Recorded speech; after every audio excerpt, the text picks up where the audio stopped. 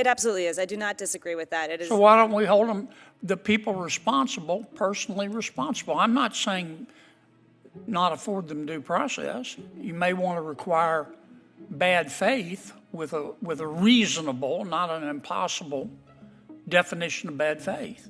I mean, if you want to solve this problem, why don't you just create personal liability, Mr. Howell? I think that's a terrific idea.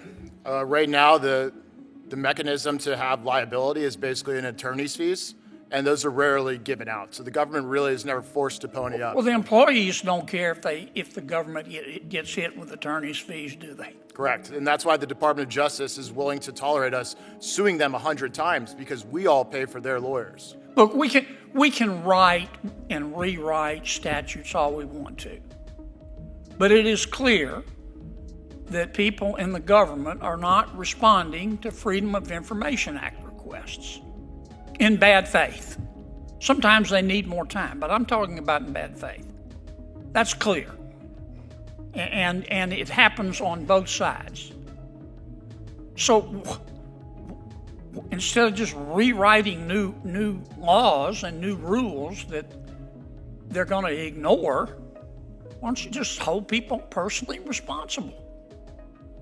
What about it, Doctor? I actually fully agree, and I would point out that there's a mechanism in the FOIA statute currently where if it turns out that there's evidence of an agency or an agency employee intentionally withholding documents without a reasonable basis, a judge could, in issuing that order, make that finding.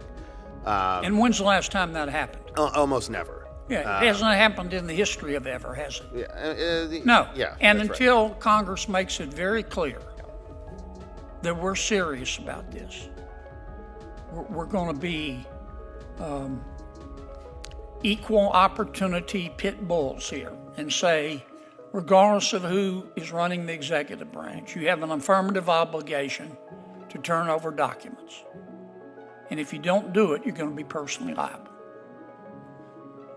That's going to work, isn't it?